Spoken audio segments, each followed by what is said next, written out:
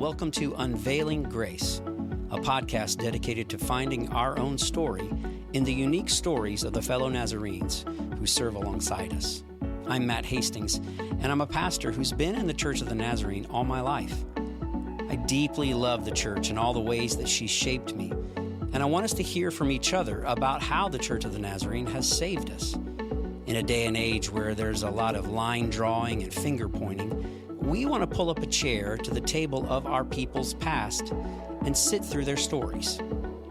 Through our guests and the telling of their stories, we will veil the identity of the storyteller until the very end, with the hope that you'll allow their story to shape your view of them, rather than what you've heard about them. Thanks for joining me weekly as we invite fellow Nazarenes to tell their story of why they love this church and why they've stayed. So you were a sports writer. You got to tell me about being a sports writer. So that is a job I tripped into. Had always been a sports nut, loved baseball. I wanted to grow up and be a baseball player, but I couldn't hit. I could field fine, but I couldn't hit. So I accidentally became a sports writer. In college, one of my professors was the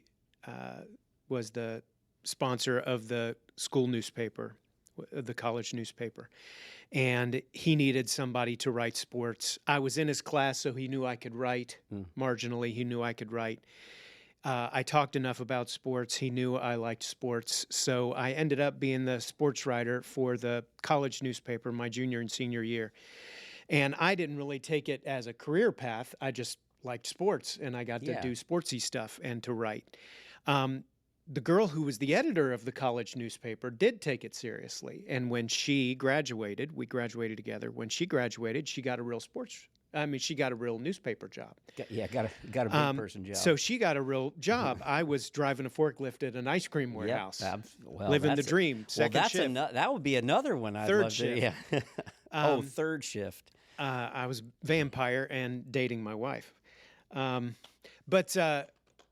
But she got a real job. Their sports writer left. She remembered me from school, reached out to me, hey, would you be interested? It was 3 hours away from school, and my girlfriend and I were still in the kind of infancy of our relationship, and I really struggled to move 3 hours away, but took that job, and for 2.5 years, I lived in a tiny little town of under 10,000, one high school, one middle school, a little junior college, and I would work real early in the morning because it was an afternoon paper, work real early in the morning. I would eat lunch and go home for a nap. And then I would go to basketball games, volleyball games, baseball games, football games, road games, and it was a blast. That's cool. They paid me poorly, but I could not believe they were paying me to do this. You didn't even care. You loved it. It was so much fun. And were you working and doing the sports writing job? Doing something, or that was a full-time gig? My full-time job. So you're right in the morning. I would wake up at about 5, be in the office at about 5:30. I would write our local stories, local team plays team 30 minutes away. I'd write our local stories. I'd pull a few big stories off the wire. Right. And so fill a couple of pages in our tiny little small town newspaper. And then a reset at lunch so you can make it for the rest of the day. I'd go eat. I probably packed on about 25 or 30 pounds. Yeah, hot dogs. I'd go eat. I'd go home, I'd nap, and then when the kids get out of school, I'm at a track meet or on the road for a football game or whatever. That's so fast. It was so much fun. So cool. And did that for about a year while my wife was finishing college, and then got married a year into that. Wow. That was a ball. How'd your story with the Church of the Nazarene start? Day one, Dad was a staff pastor until I was 6 or 7. So he was a youth pastor and an associate pastor and a principal of a Christian school at a few different places when I was growing up. The various and sundry duties of staff pastor that does all kinds of things. Yeah, so we moved around quite a bit. So, from down deep south to, all around, mostly in the southeast. And my dad was a staff pastor until I was 7, Nazarene. And then Dad took his first church as a pastor when I was about 7. And so I was a preacher's kid. 1, 2, 3, 4 churches that my dad pastored from the time I was in about 2nd grade until I graduated high school. Yeah.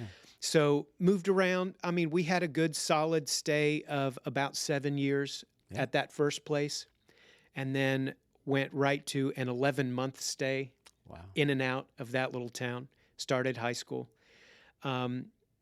Moved to another Midwestern state and was there for a couple of years, and then we moved. I like to tell people it was the first day of my senior year of high school.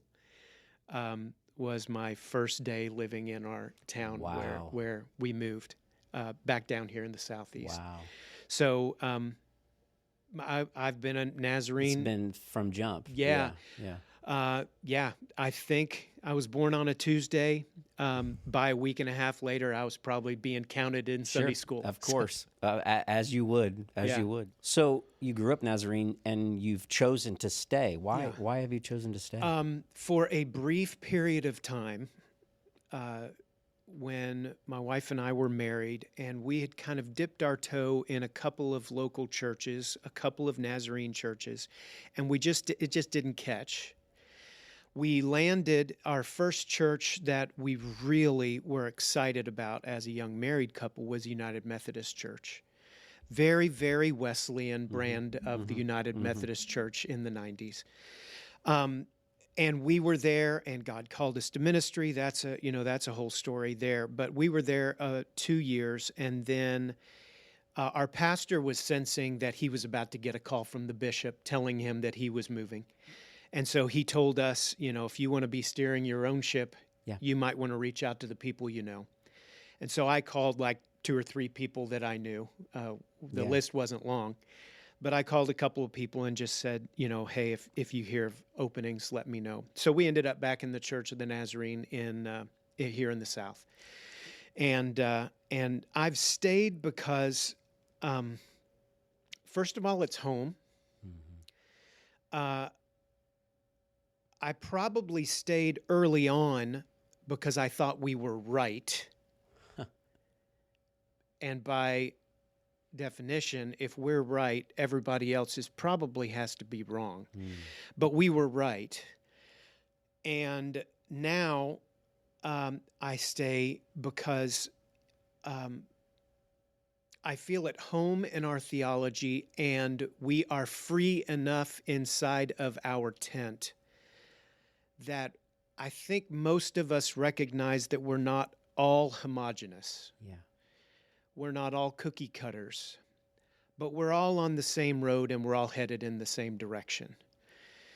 And then, frankly, I've not looked for opportunities or had any opportunities to go anywhere else. I mean, if some independent church that was more Wesleyan, obviously, than Calvinist, came and sniffed around, I would probably at least talk to them. But we're home. Yeah, it's hard to know. When you have opportunity, God can use that too.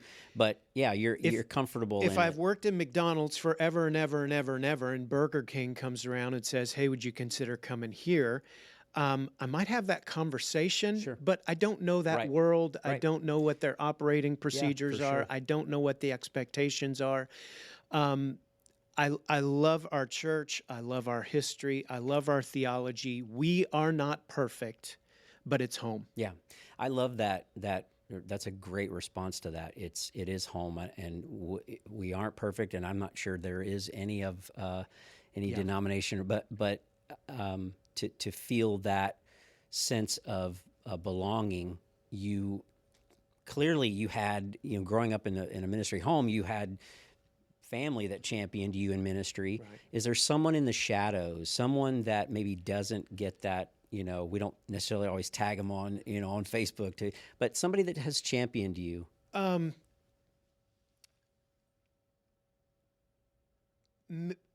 So the person probably that championed me, that I could see have fingerprints in my career, for lack of a better word, might be Bob Broadbooks. Bob was the district superintendent on the district where I served in youth ministry for about 7 years. And so every year when I would come before the Board of Ministry, the Credentials Board, renewing my district license while I was going through Alabama School of Ministry. All those years when I would come before the board for credentialing, Bob was always a part of those board meetings. And he didn't identify me as a sharp young youth pastor. Hey, we've got to get him on a career path toward ministry. But at some point before he left that district to come to Tennessee, we had a short conversation of me saying, Pastor, I don't know where I'm headed necessarily, but just kind of keep me on your radar screen. And he said, I don't know exactly where you're headed, but I've got my eye on you. And that was encouraging enough. Sure. Because you have these people in your, in your stratosphere, and you don't necessarily think that you're on any. Right. I feel the same. I don't know that I'm ever on anybody's radar. Then when you find out you are, you think, right. Wow. Okay. And the pastor I worked with at that church, worked under in that church, was a wise and at that point deep into his ministry career. I'm sure that he also was an advocate for me. I had teachers in my preparation for ministry. Taking the course of study. I had teachers like Bill Wiesman, repeated classes with Bill Wiesman. I had teachers like Kyle Poole. My one and only preaching class was probably 12 Saturday mornings in the basement of his church. And so if I'm a fabulous preacher today, it's probably partly because of Kyle. And if I'm a lousy preacher today, it's because Kyle didn't do his job. Only 12 weeks in 2000 and 2001. Well, so you referenced this even before when you answered, about why you've stayed, but I noticed that you're a learner. You are a voracious reader. I see that you read, and so I'm interested in how the evolution from what you just said earlier about we're right and everybody else is wrong. That evolution into, well, I'm not necessarily disagreeing with right and wrong. I'm just saying that I'm walking with people in the gray. How Talk to me about that. So when I came to pastor my first church, one of the first people, and probably another champion of mine, even if he is a few years younger than me, is Daron Brown. And Daron is who I want to be when I grow up. Right. I'm challenged by him, pushed by him, encouraged by him, and Daron is a reader. He tried for 10 years to make me a reader, to no avail. We would decide that we're going to do a book study. Early on in my time here on the district, Broadbooks took Daron and I aside, and what is now our pastor's training. Right. Back then, in maybe 04, 05, 06, was how to break the 200 barrier. Sure. So Bob took Daron and I aside, and with Bill Wiesman, said, "Hey, let's study some books. Let's read some books. Let's get a lot of churches that have pastors. Let's get them together to where we can start to brainstorm and share some ideas." So I very dutifully, along with Daron, I bought all those books. Daron read them. I have been tucking up in his tailwind for over 20 years now, and. An example is when on our mission area pastors years ago, we were going to read through Surprised by Hope by N.T. Wright. And so again, I bought the book.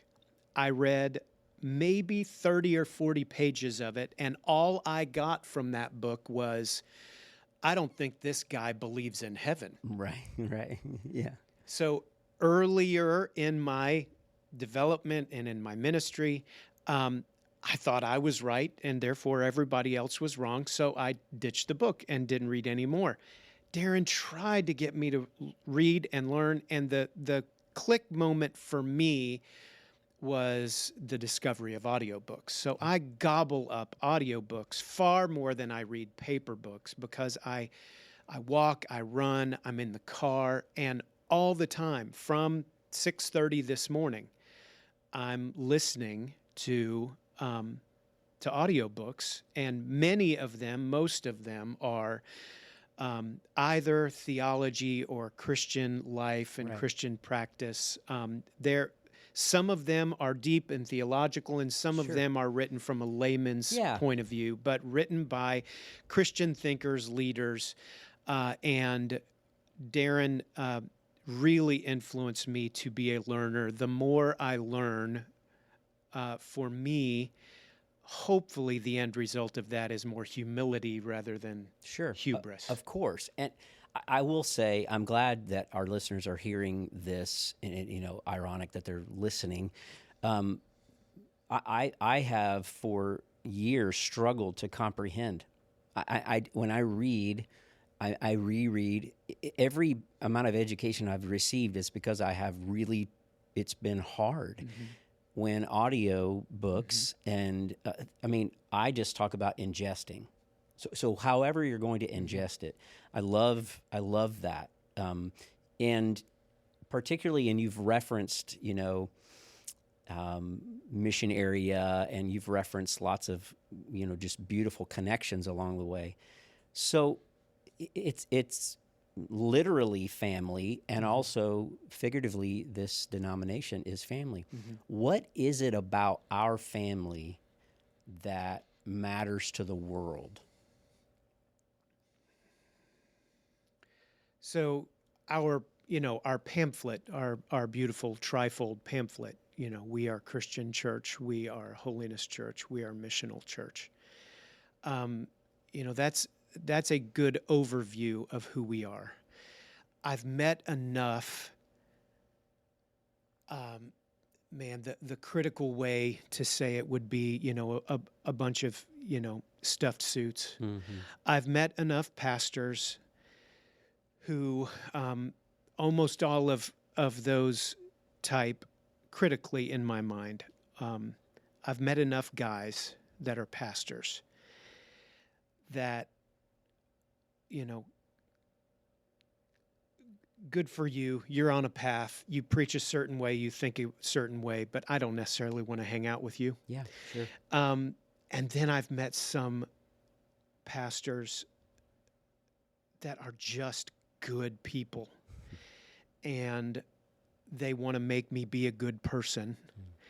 And they've shown me at least a model of which some of my greatest compliments in now almost 30 years of ministry are people who describe me as he's just a guy who happens to be a pastor. Yeah.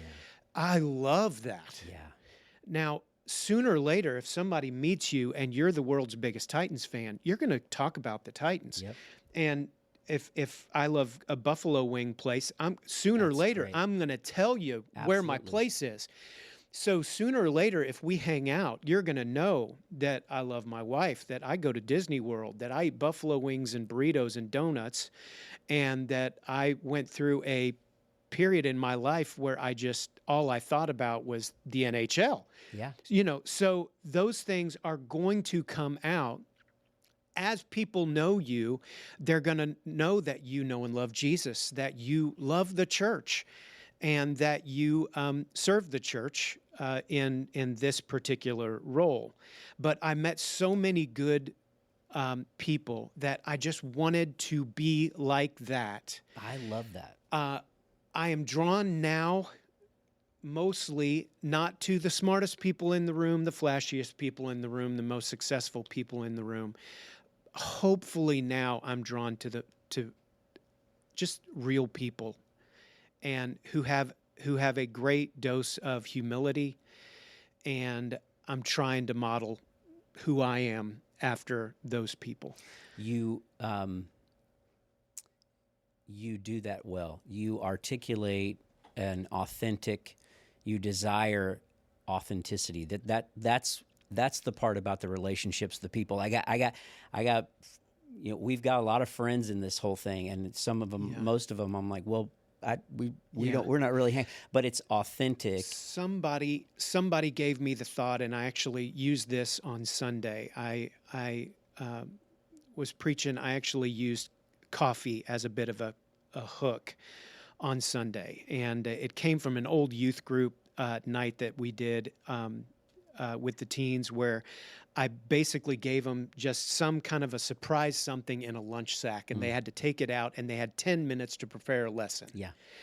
One night I gave this group a coffee mug, and they came with a beautiful, what ended up being kind of a 3-point sermon that 25 years later, I preached on Sunday. I love that. But one of those things was, my wife doesn't drink coffee. She doesn't like coffee, but she loves the smell of it. When you go into a coffee place or when you go into Cracker Barrel, Sure. She loves the smell of it. She's never going to drink it, but she loves this. She's drawn to the smell of it. Paul to the church in Corinth says, about how we are led along with Christ in his triumphal procession, and we have the fragrance of the aroma of Christ. And in my mind, that translates, in my way of understanding, some people smell like Jesus. Yeah. When they come into the room, you've been with somebody who's been with Jesus. When they leave the room, they leave a aroma. And I've met a few people like that. I've met a lot of people who love Jesus, a lot of people who serve the church, a lot of people who are going to crack heaven's doors wide open. But there are a few who just smell like Jesus. And man, I'd love that to be on my tombstone. Some reason, loved by Jesus, he smelled like Jesus. You are, I knowing kind of that part of it helps me, because you really are that. In the ways that I view pastors and people, it's that authentic, humble, real, and I'm grateful that you spent time with us. So, who are you? My name is Rich Cook. I'm the pastor of Clarksville Grace Church of the Nazarene, and for some reason, I've gotten to be in full-time ministry for 29 years, and it's awesome, and I'm thankful. Thanks for being with us, Rich. You're very, very, very welcome. Thanks. Thanks for joining us on the Unveiling Grace podcast. This is a ministry of Hermitage Church of the Nazarene. If you'd like to stay up to date on the podcast and other ministries of our church, like the church's Facebook page and follow along. Or you can subscribe to the Unveiling Grace podcast on whatever platform you're using now. If you've enjoyed this podcast, help us out by leaving us a rating and then share it on your social media platforms. Thanks for listening to the stories of those serving alongside us.